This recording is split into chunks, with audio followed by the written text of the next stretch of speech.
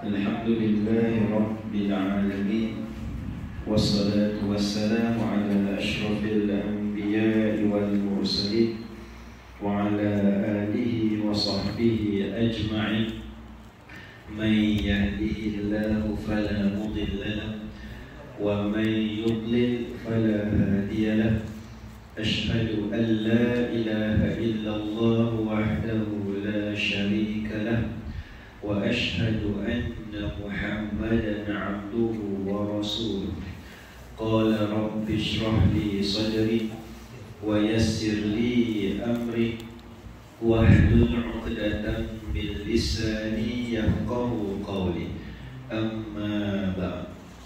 Alhamdulillah, syukur kita kehadrat Allah Subhanahu wa ta'ala kerana dengan limpah dan kurnianya dan inayahnya kita masih diberikan kekuatan untuk kita berada di Masjid At-Tayyibin, Taman Bidara Sayang ini, untuk kita menyambung pengajian kita Al-Muyassaru fi Ta'limil Lughatil Arabiyyati lin-Nadiqina bil Lughatil Malayawiyah, Al-Juz'ul Awwal lil Mubtadi'in.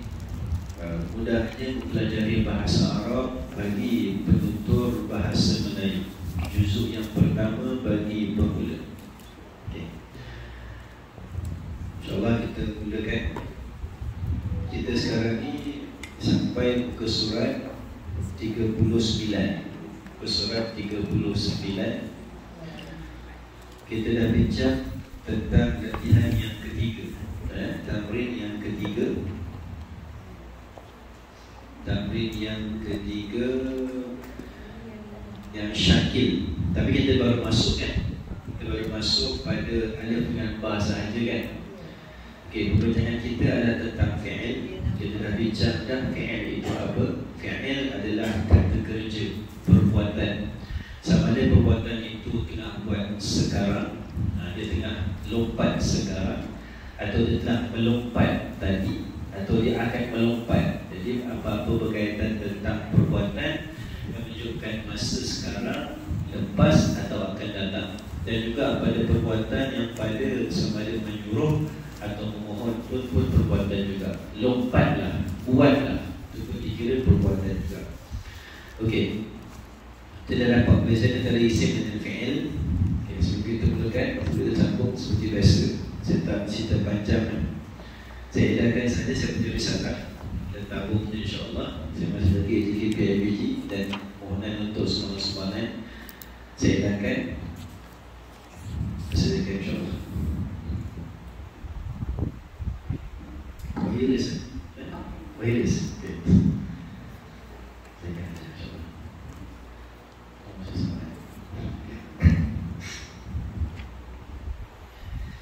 Okey. Soalan yang ketiga, syakil kalimatil atiyata bin nadhari ila ma'aniha waqtub alamata sahih amam al-fi'li minha. Okey, syakil, letakkan baris. Letakkan baris atas, bawah, depan, tanda mati, tanda sukun. Syakil kalimatil atiyata, bariskan perkataan-perkataan berikut bin nadhari ila ma'aniha, dengan tengok juga pada maknanya, maksudnya. Okay, itu yang soalan itu adalah pertama. Kedua, waktu alamat sahih, tulislah tanda right. Kalau dia amam fi'li minha, kalau dia adalah fi'il. Fi'il apa? Kata kerja. Okay, kita dah bincang yang hamzah tu apa? Manzilun. Dan macam mana kita baca manzilun? Sebab dalam ilmu sorof lah, itu memang dah diletakkan yang biasa tersusun atau biasa didengar sebutannya manzilun. Fi'il kan? Fi'il. Kenapa dia bukan fi'il? Sebab ada tanwin, ada tanwin, jelas dia bukan fi'il lah.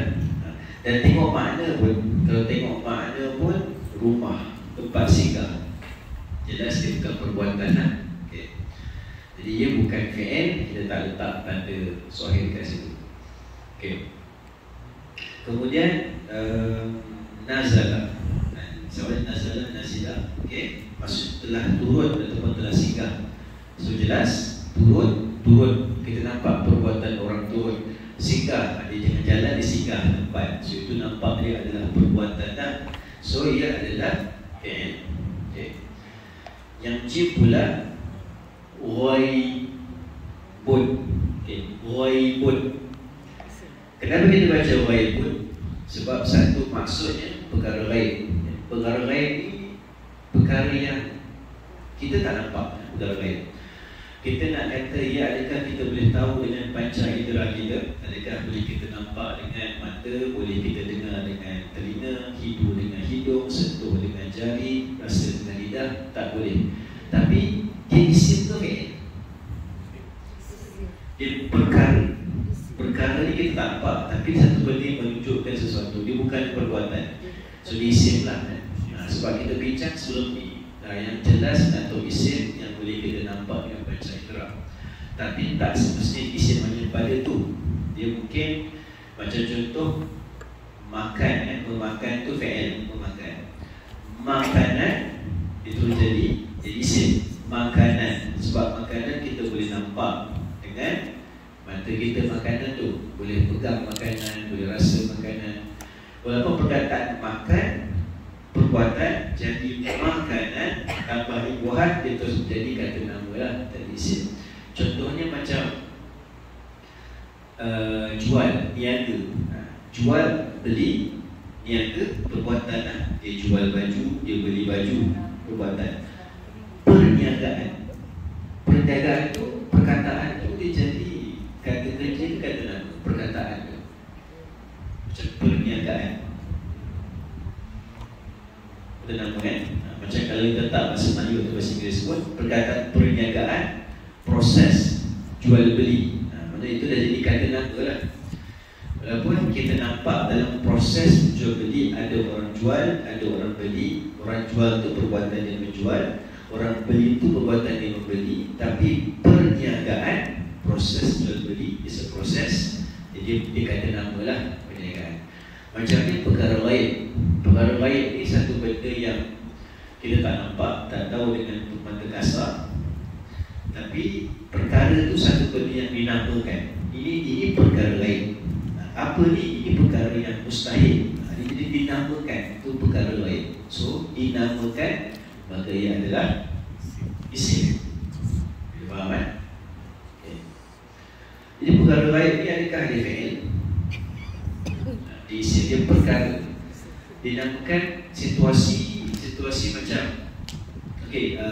macam situasi pun. Macam dekat situ mungkin ada orang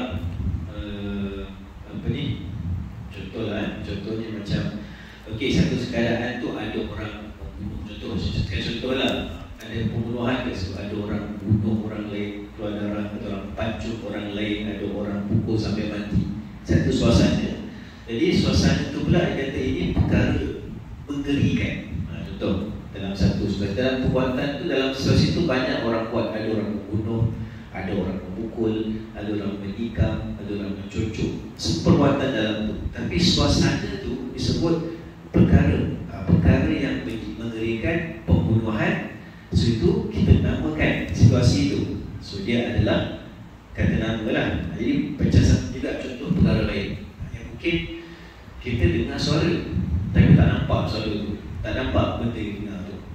Lepas tu kita rasa macam nampak benda, tapi tanya orang tak nampak. Itu mungkin perkara lain. So kita namakan itu perkara lain. Jadi perkara lain adalah isim. Boleh faham kan? Okay. Seterusnya dan pula batun. Batun. Terjemahan ni hutan. So hutan ni kan kalau mungkin sekarang kita ada panduan terjemahan. Okay. Terjemahan ni hutan. So hutan ni dasar diisim ke okay? Isim kan? Dia adalah kata nama sebab hutan. Kita boleh nampak hutan, boleh masuk hutan. Kita masuk dalam hutan, keluar daripada hutan, kita cantas hutan. Benda tu benda fizikal. Maka hutan adalah isim. Dan sebutan bahasa Arab ni pun adalah batun. Batun ada tanda tanwin, maka dia adalah isim. Dan boleh ada alif lam al-ghabatu. Okay. Seterusnya ghaba.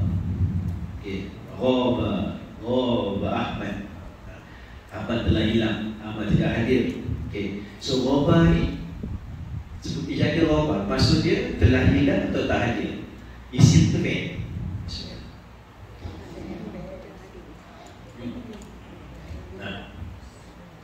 Isim tu fi'il. Muhammad telah hilang, ghaba Muhammad. Ada tak tanwin? Kita tak baca ghaba, kita baca ghaba. Ada tak alif lam? Tali masuk, kalau tali masuk tanwin tak ada alif lam, kita baca al-ghaba. Makna pula dia telah hilang, dia perbuatan hilang, dia tidak hadir. Jadi kita bila agak tu macam dia suruh makna, dia isim tu fi'il. Boleh tak? Fi'il isim, kata nama dia terkerja. Okay, kita nampak dari sudut kaedah, dia kata kerja lah, dia fi'il. Okay. Dia ada, berhilang. Dia hilang, maknanya mungkin perbuatan itu dia pergi tempat lain, dia boleh hilang di telefon kan. So perbuatan tu dia apa, lagu tu perbuatan dia lah. Ataupun dia sepatutnya hadir, ja'a ataupun hadara Ahmad. Jadi hari ni ghaba Ahmad. Dia apa maksudnya, apa ni, kontra bagi dia kata hadara Ahmad, ja'a Ahmad, telah datang Ahmad, telah hadir Ahmad. Tiba esok ghaba Ahmad, tidak hadir Ahmad. So nampak itu adalah kontra di seluruh mana dia datang, dia hilang. So perbuatan ke atau kata isim ke fi'il? Fi'il kan, jelaskan. Okay, jadi ghaba telah hadir atau tidak, telah hilang atau tidak hadir, dia adalah kata kerja. Okay. Seterusnya wawan, qara'a, telah baca. Fi'il. Kenapa dia fi'il? Sebab maksud dia telah baca, dia baca, dia telah membaca. So baca ni jelas kan, kita nampak orang membaca perbuatan dan okay. Apa yang dibaca tu, dibaca buku, buku tu isim lah. Okay. Jadi qara'a adalah fi'il. Okay. Zaid qari'un. Qari'un. Kalau saya sebut terus sebutan dia tahu lah, saya tak sebut banyak. Okay. Pembaca, qari. Isim tu fi'il. Kenapa isim? Sebab saya sebut tadi ya. Sebab pembaca. Jadi gelaran bagi orang yang membaca, pembaca. So dia adalah kata nama kata kerja. Kata nama boleh kan? So dia adalah isim. Itu maknanya qari atau pembaca. Qari ni khusus membaca Quran lah. So pembaca umum dia baca surat khabar, dia baca buku, dia baca apa-apalah, dia baca iklan, pembaca. Jadi pembaca, kita nampak pembaca tu, apa yang dia buat, dia membaca. Itu fi'il dia. Tapi pembaca tu kita nampak Ali sedang membaca, maka kita nampak susuk tubuh Ali. Ali adalah isim, kata nama. Okey. Jadi Zaid qari'un adalah al-fi'l. Okey, ha. Telah mati. Cik nak sebut kataan. Cik nak sebut kataan tu. Telah sebut mat. Maksud dia, okay, mata ni isim ke fi'il tak? Dia minum tu dia cakap terus. Dia rasa dengan minum air tu dia cakap terus. Kira kawan dengan kosong. Dia rasa dia punya masalah. Dia minum tu cakap, dia rasa macam tak faham cakap. Okey, dia bilang okay, mat. Okey, sebutan dia, maksud dia telah mati. Telah mati ni isim ke fi'il? Agak-agak. Kenapa fi'il? Sebab dia mati. Perbuatan mati. Okey, dia sudah mati kan? So nak katakan macam contoh, kelas mana dia hidup. Takkan ada orang tengah mati. Okey. Kata tengah mati. So maknanya kat sini, kalau dia katakan masuk fi'il sama ada sekarang, dah lepas atau akan datang. Okay, dia sudah mati, dia akan mati. Dan adakah yang kita sedang mati? Dari sudut fi'il kan macam kata yang tu dia macam dalam keadaan nak mati lah. So dia dah mati, lepas tu dia akan mati. So ini boleh merangkumi zaman. So jelas dia adalah fi'il. Dan maksud lain pula macam Yahya, maksudnya ahya, maksudnya hidup. Hari ini dia hidup, esok dia hidup. Dia katakan macam Hayya, macamnya Yahya Muhammad, Yahya Ahmad, hari ini, esok dia hidup. Tiba-tiba lusa mati, meninggal dunia. So perbuatan dia hidup tu perbuatan, dan mati tu perbuatan juga lah. Perbuatan yang memang nak katakan dia mati, tapi dia malah secara akidahnya bukan dia mati ke diri sendiri lah, Allah mematikan dia. Perbuatan tu mana badan dia mati, perbuatan daripada badan dia, tubuh jasadnya mati, dimatikan. So itulah dia jelas mati ni adalah fi'il. Perkataan dia mata. Okay. Mata, kalau kita letak mata bahasa Melayu jadi mata lah. Jadi bahasa Arab mata adalah maksudnya meninggal dunia. Okay. Boleh faham kan? Jadi perkataan Arab juga kan. Kita sebut mati kan, kita jauhikan di alif ta tu lah, mati. Asalnya mata. Lepas tu kita nak matikan mat. Itu contoh yang besar. Okay, ha fi'il. To pula kematian. Okay, kematian. Perkataan tu kalau kita bincang bahasa pun, kematian tu kata nama atau kata kerja? Kata nama kan? So kematian. Jadi perkataan tu yang bahasa Arab kita sebut macam mana? Mautun. Mautun, al-mautu. Dan kalau sebut Quran, kullu nafsin dha'iqatul maut. Jadi ada alif lam pada perkataan tu, maka perkataan tu adalah isim. Jelas kita nampak alamat isim, ada isim, apa perkataan yang boleh ada alif lam, maka dia kata nama. Apa-apa jelas dapat dalil daripada Quran ataupun hadis Nabi SAW atau syair-syair Arab, maka itu dalil kuat lah. Al-maut, kullu nafsin dha'iqatul. Dha'iqatu al-maut. Surah Ali Imran maknanya maut tu adalah isim. Perkataan kematian tu isim. Mati fi'il, kematian isim. Maksudnya satu situasi.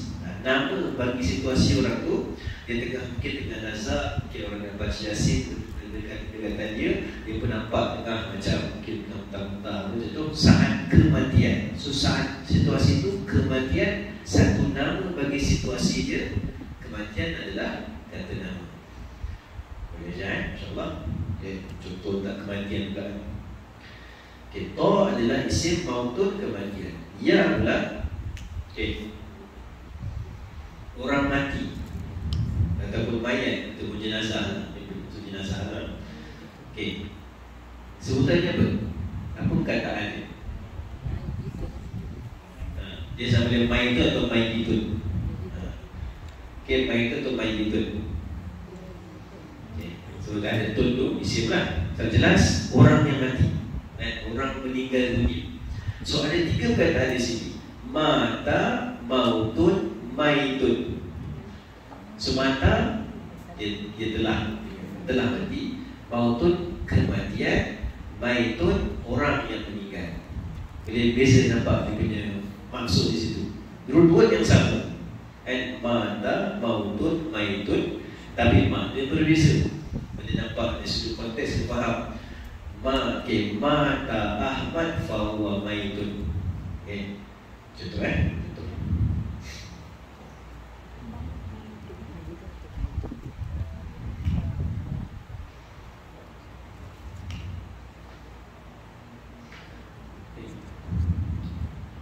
Okay,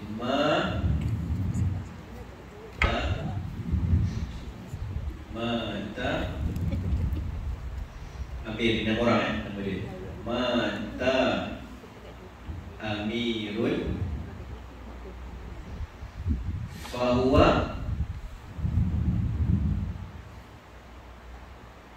maitun.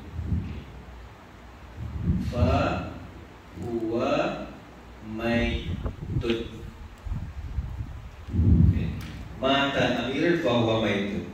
Amir telah meninggal dunia, maka dia adalah mayat. Dia adalah jenazah lah. So jelas kat situ. Mata ni fi'il ya. Fi'il bagi amir ni, perbuatan amir dimatikan. Dan dah mati, maka dia adalah mayat. Dia adalah orang dah meninggal. Dia adalah jenazah. Ini contohlah. Biasakan penggunaan perkataan tu. Pertama mata apa itu? Awal sini.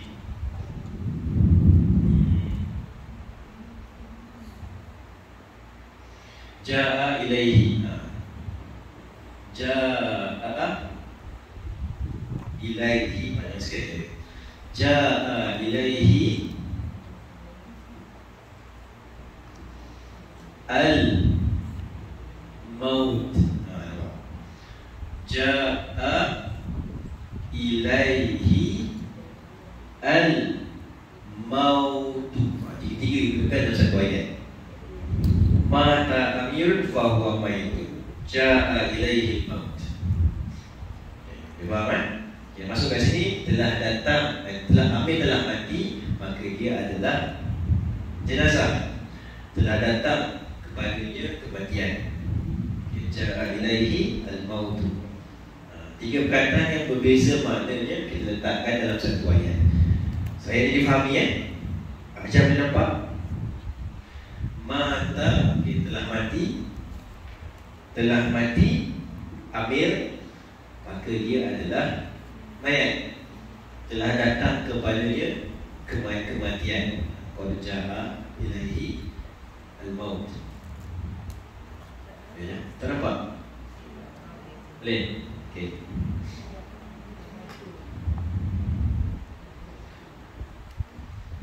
Itu biasa. So kita nampak mata fi'il. Kemudian maitun isim. Dan mautun pun isim juga.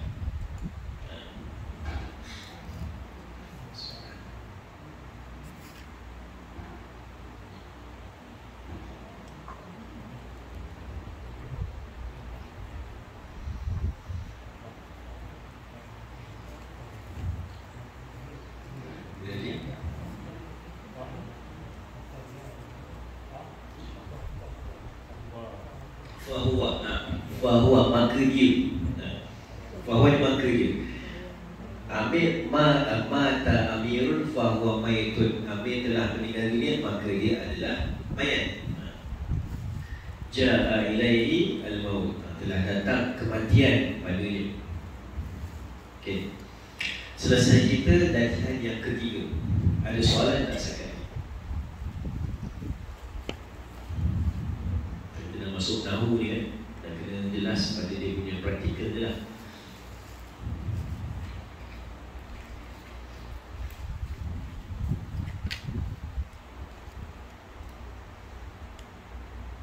Okay, tak ada soalan Haji boleh faham je? Silakan Haji. Okay.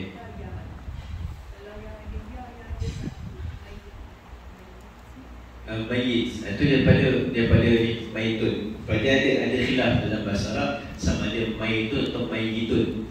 Itu dalam surah jenazah pun usolli ala hadal mayyiti, usolli ala hadal mayyiti. Mayyiti atau hada. Okey, dia usolli ala hadal mayyiti, usolli ala hadal mayyiti. Itu dalam khilaf pada perempuan usolli ala hadhihi mayyitati atau usolli ala hadhil mayyitati. So jadi tidak itu bahasa Arab lah. Tapi kita ambil siapa letak pendekatan dulu boleh. Maitun atau mayyitun. So mayyit atau mayyit. Dulu boleh lah. Ada pembicaraan dalam bahasa Arab kat situ. Boleh je. Jadi kalau maitun atau mayyitun daripada kataan ni. Okay. Maitun ataupun mayyitun. Mayyitun. Okay. Usolli ala hadzal mayyit. usolli ala hadzal mayyit. Kalau lelaki lah, kalau jenazah. Kalau perempuan pula usolli ala hadhihi. Kalau perempuan jadi sama ada mai tatun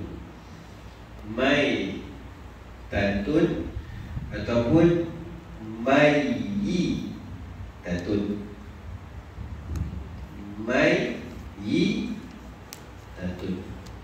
Usolli ala hadhihi al-maitati, usolli ala hadhihi al-mayyitati.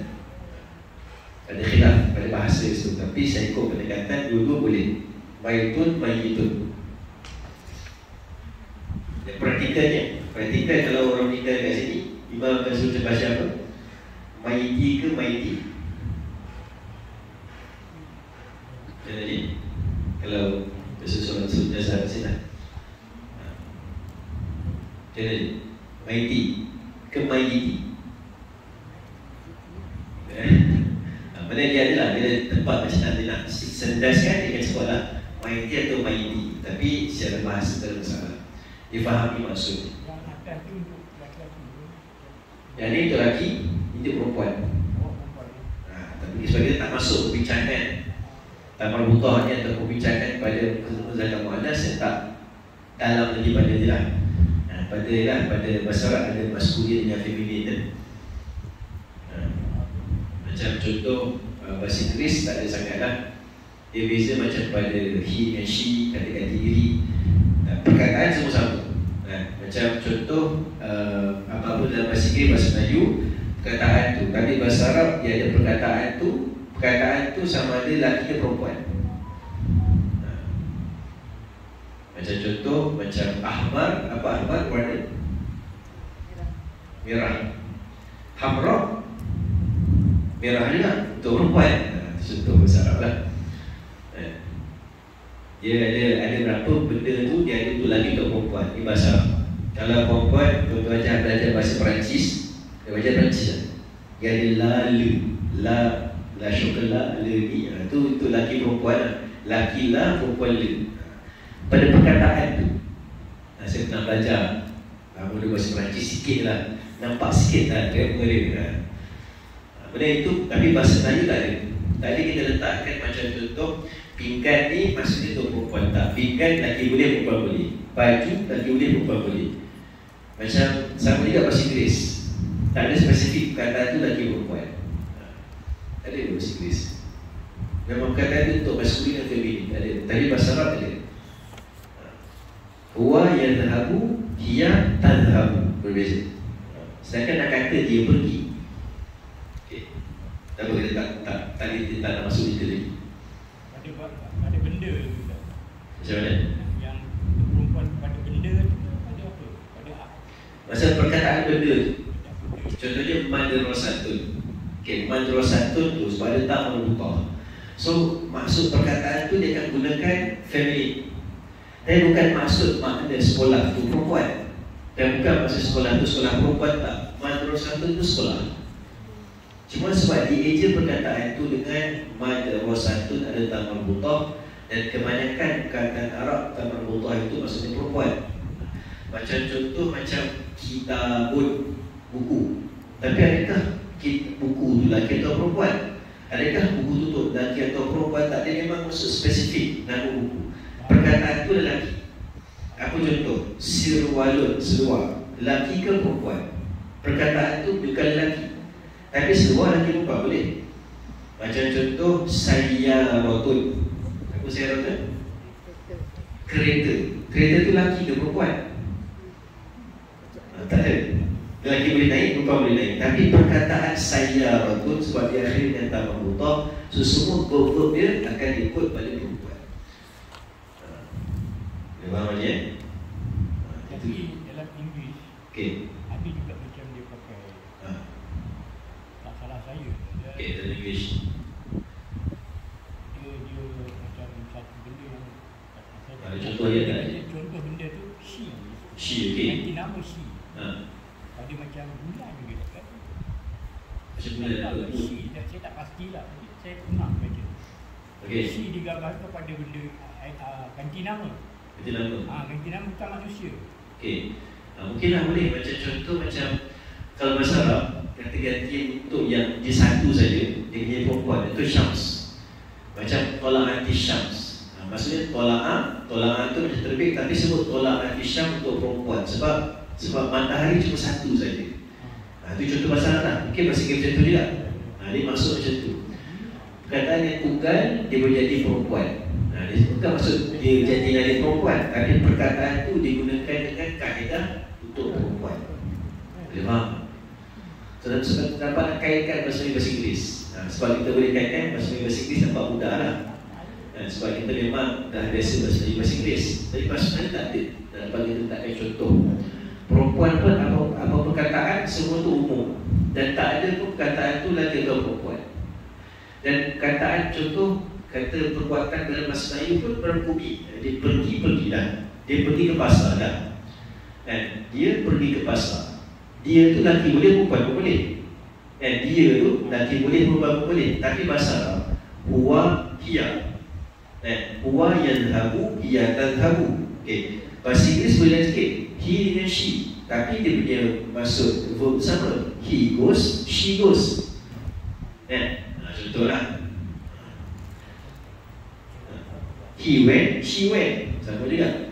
Tapi kalau bahasa Arab huwa dhahabat, huwa dhahaba, hiya dhahabat. Kena tambah tu. Boleh faham tak? Sekarang gambaran saya tak detail sebab ni gambaran tu dah soalan. Akan masuk nanti insyaAllah. Akan masuk nanti. Ini sekarang gambaran je lah. Boleh faham kan? Boleh Haji? Okey, kita masuk pada latihan keempat. Ikhtar tarjamah as-sahihata bil jumal al-malayuwiyah al-atiyah. Ikhtar, apa ikhtar? Sudah ikhtar, banyak soal ikhtar kan? Ikhtar pilihlah at-tarjamah as-sahihata. Pilihlah terjemahan yang sahih. Pilih terjemahan yang betul lil jumalil malayuwiyatil atiyah pada ayat bahasa Melayu yang berikut. Mana dia bagi bahasa Melayu terjemah dalam bahasa Arab. Yang mana satu betul. Yang Hamzah tu al-jumlatul malayuwiyah tu saya, jadi lelaki orang Malaysia. Berterjemah dia. Ada 3 pilihan. Ana Maliziyun, ana Maliziyatun, hadha Maliziyun. Mana jawapannya? Yang satu. Ya, dia ada satu kan? Lain? Ada jawapan lain? Satu juga? 3? Satu? Semua satu? Apa hujah satu jawapan? Ana saya. Yang kedua ana juga. Yang ketiga hadha. Hadha maksud hadha? Hadha. Yang ketiga ni kan hadha. Apa maksud hadha? Ini. So bukan jawapan lah. So tolak yang ketiga. Antara satu dengan 2. So apa beza ana maliziyun dengan ana maliziyatun? Apa beza? Yang nombor 2 tu ana Malaysiatun, saya orang Malaysia, perempuan. Soalan minta lelaki. So jawapannya adalah yang pertama. Alhamdulillah. Faham tak? Jelas kan? Dah nampak lah. Yang kedua pula. Yang kedua, silakan kan? Malaysia tu, saya tu diganti dengan sin, makna dia lain tu. Macam mana? Saya tu diganti dengan sin, makna dia akan jadi lain tu. Saya tu jadi sin. Makna dia jadi lain tu. Boleh jadi berubah mana? Sebenarnya latihan kita buat sebelum ni, berubah huruf boleh berubah mana, berubah baris boleh berubah. Jadi ana Maliziyatun, ana Maliziyun, jelas saya adalah orang Malaysia. Kalau ana Maliziyatun, saya orang Malaysia, perempuan, orang wanita Malaysia. So jawapannya yang pertama kan. Jadi macam contoh ada perubahan pada huruf ana Malaysia. Si. Jadi sebab dalam terjemah dalam bahasa Arab dah ada yang bahasa Arab Malaysia, Malaysiun adalah Malaysia lah. Kalau kita sebut bahasa Melayu, kan? Kita sebut Malaysia lah. Kita sebut kita Malaysia, bahasa Melayu lah. Ejaan kita, walaupun ejaan kita Malaysia, kita sebut Malaysia. Betul kan? Malaysia kan? Kita sebut kan? Salah betul kan masa sebut. Saya ni orang Malaysia. Saya orang Malaysia, orang Malaysia. Kan? Dan kalau orang putih sebut Malaysia. Malaysia kan? Itu sebutan dia. Macam contoh, dalam bahasa tertentu dia ada nama khas, tapi bila tukar bahasa dia berubah. Jepun, kita sebut Jepun. Orang putih kata apa? Japan. Asal sini Jepun tu apa orang Jepun kata dalam negara dia? Nippon. Nippon kan, disebut Nippon. Itu asal disebut. Dan kita datang ke Malaysia, kita sebut negara itu Jepun. Orang putih kata Japan. Berubah lah. Tapi dah masuk dalam bahasa negara itu, itulah kita sebut. Macam contoh apa ni, Damsyik.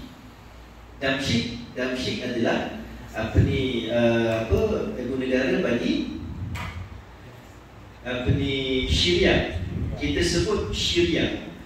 Asal daripada bahasa Arab, apa nama dia? Suria. Orang putih kata apa?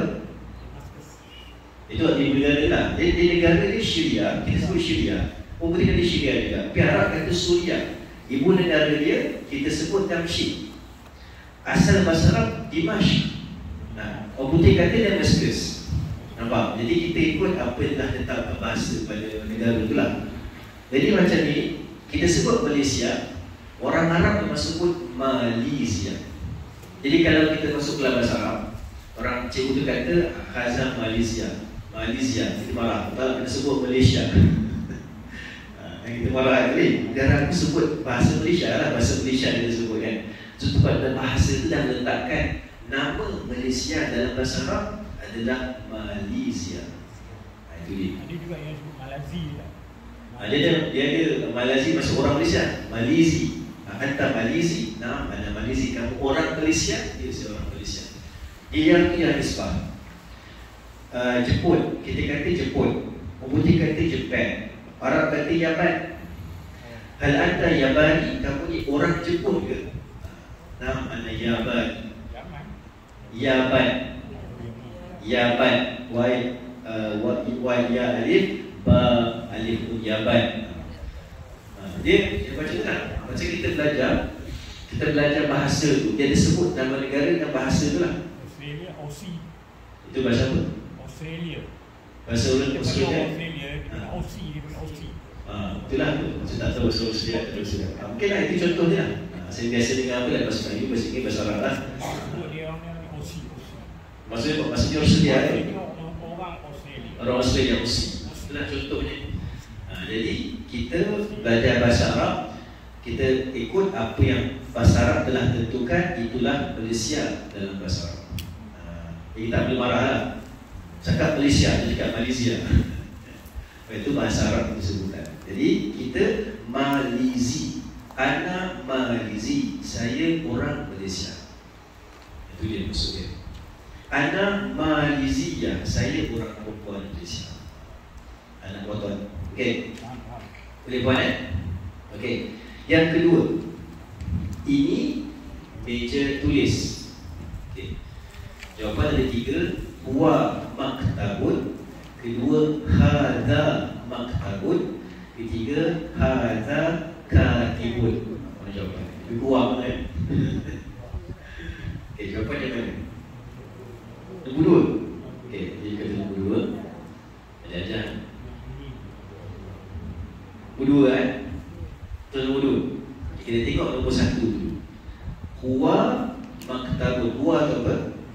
Dia. Maktabun meja. So dia meja. Dia adalah meja. Dia meja. Maksud maktabun meja tulis lah. So huwa maktabun, dia meja tulis. So tak betul lah. So tolak nombor 1. Nombor 2, hadza maktabun. Hadza apa? Ini meja tulis. Okay. Tengok yang ketiga. Hadza katibun. Katibun apa? Sama juga dalam Quran ada kataba. Maktabun meja tulis, katibun penulis, writer, author. Jadi biasalah. So jawapannya adalah yang kedua. Hadza maktabun. Ini meja tulis. Okey. Faham kan? Itu buat latihan ni suruh dia, buat latihan, duduk dengan gaji dia, buat latihan. Dan pergi exam. Tak cuba exam. Dia boleh pakat dia lah. Itu buat exam suruh nak, dia bincang lah. Itu jawab okey lah. Okay.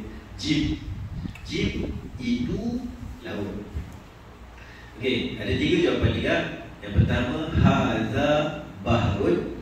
Kedua, zalika bahrun. Ketiga, zalika nahrun. Okay, agak aku jawapan. Jadi kalau exam ABC, bahaya, salah sikit ke salah. Kalau soalan MCQ, MCQ kan, multi choices untuk answer. Bahaya kan. Kalau nasib tembak-tembak, kita jawab kan. Tahu lebih kurang, tapi kalau salah tak salah. Jawapan esei, pengajar boleh bagi markah, nak bantu lagi. Tapi dah, so jawapan macam ni salah tak salah. Okey, apa jawapannya? Kita dah bincang makna kan. Hadza, zalika, zalika. Macam mana? 1, 2, 3. 2. Okey, 2. Macam 2 kan? Tak ada 1, tak ada 3 kan? Okay, kita tengok 1. Hadza bahrun. Ini laut. Ini tujuh. Ini laut. Okay. Tapi soalan kata itu laut. Yang ketiga pula, zalika nahrun. Zalika apa? Itu nahrun. Nahrun sungai. Itu sungai. So adakah kena dengan soalan? So yang kedua pula, zalika bahrun. Itu tunjuk terjauh depan sikit, itu laut. Itulah jawapannya. Jawapannya nombor 2. Yang ni bukan. Tak boleh apply al, tak boleh lah. Dia tak spesifik. Okey. Al kan dia kalau spesifik dia ada, tak boleh pakai. Okey, kalau dah tak ada, kena beritahu apa sifat dia. Contohnya kita kata zalikal bahru, okey, nazifun. Laut tu bersih. Kalau dah letak spesifik laut tu, kalau dia letak zalika bahru, itu laut, lengkap tak? Ayat tu dia jumlah mufidah, lengkap tak ayat tu? Difahami tak? Difahami kan? Itu laut dah. Jadi jumlah mufidah maksudnya ayat tak tergantung. Tapi kalau dia kata zalikal bahru, laut tu tergantung kan? Tergantung. Ayat kena sifat laut tu kotor, laut tu jernih, laut tu bersih. Tak tergantung. Jadi kalau nak letak, kita kata zalikal bahru, dia tergantung. Kita kata zalika bahrun, objek, subjek, objek, dah jelas. Itu laut, jelas. Zalikal bahru, tak tergantung lagi. Kita nak kata laut tu mesti ada kataan tambahan yang nak tunjukkan sifat di laut tu. Okay. Boleh faham kan? Macam contoh ni. Macam contoh, hadza maktabun. Ini meja tulis, jelas. Ayatnya jelas. Tapi kalau dia kata hadzal maktabu, meja tulis ini, tergantung. Meja tulis ni kuat. Meja tulis ni kelabu. Meja tulis ni goyangan tak kuat. Contoh itu dah jelas. Tapi kalau ada alif lam kat situ, kena ada satu kata lain menunjukkan dia punya predikat ni. Dia faham macam? Okey. So Jadi zalika bahrun jelas. Itu laut dah. Full stop. Difahami? Okey. Ada soalan lain sekarang ni? Jelas Yang jim, okey. Dan pula panjang sekali dia. Yang lelaki telah duduk di atas kerusi. Okey, ada 3 jawapan. Hadza jalasa alal kursi. Kedua, huwa jalasa alal kursi. Ketiga, hiya jalasat alal kursi. Macam ini nak fikir.